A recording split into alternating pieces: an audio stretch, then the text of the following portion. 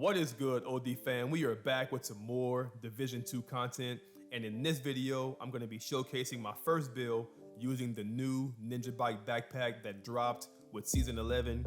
If any of you guys have been watching my previous videos, you already know that there was one particular gear set that I really enjoy, but in my opinion, just doesn't quite cut it in terms of being top tier in PvP. So in today's video, we're gonna finally find out if NinjaBike can make system corruption OD. But as always, if you are enjoying the content and want to stay up to date with all things Division, then don't forget to hit that like button and subscribe, and let's get it. NinjaBike is finally here, and trust me guys, the hype is real. I've only been PvPing for a few hours, and I can already tell that build diversity has taken over the game. I've only seen a few people running the old meta, and it's very refreshing, even after I die, to inspect the build and see something I've never seen before. And I truly believe that this one gear piece will absolutely change the entire game. But getting into the real reason for today's video, system corruption was always my first choice to combine with NinjaBike, and I gotta say, man, I'm having mixed feelings. On one hand, NinjaBike definitely enhances the gear set's playability in PvP, especially in terms of damage output, but on the other hand, it still kind of falls short in terms of survivability.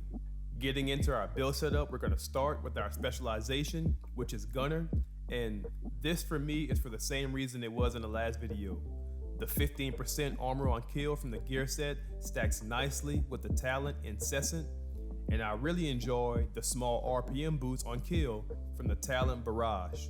Moving on to the gear piece that literally brings the entire build together, we have our NinjaBike backpack and its talent Resourceful. And just one thing to remember, it does come with 3 core attributes just like Memento, so there's no crit chance or crit damage or any other attribute that you can roll onto it except for the one mod slot. Next, we have our 3 pieces of system corruption, which when combined with NinjaBike unlocks the 4-piece bonus Hack Step Protocol that replaces our medkit with an instant infinite use buff that increases our armor and weapon damage on a 20-second cooldown. And here's where I'll stop for a second and explain my main issue with the build. Equipping NinjaBike means we lose our corruption backpack talent multi-threaded execution, which is a huge loss as it negates 50% of our bonus armor from the buff Hack Step Protocol, and this is crucial, you guys. Not only will it make it easier to kill us while we're on our buff, but it will also compel us to spec more into armor to regain that survivability, which will in turn negate the damage from our next 2 pieces. Starting with our Sokolov chest piece, which gives us 10% SMG damage along with 15% critical damage due to NinjaBike. It also has the talent Unbreakable for extra survivability. And finally, for our gloves, we have 1 piece from the Hunter's Fury gear set, which grants us another 15% SMG damage along with 15% shotgun damage. Now with all that extra SMG and shotgun damage, you guys can probably guess the direction we're going for our main weapons. We have one of my favorite SMGs in the entire game, the Apartment, with the talent Perfect Measured, which I think is perfect for this build. And then for our secondary, we have a weapon type that I haven't used too much in Division 2, but it's definitely making a comeback with this update. We have the military M870 with the talent Optimus, which is also pretty deadly. And for 2 more options in terms of weapons that I've also been using with this build, the Lady Death and the Scorpio are also really good. Lady Death will give you a ton more burst damage as long as you stay on the move with the talent Breathe Free.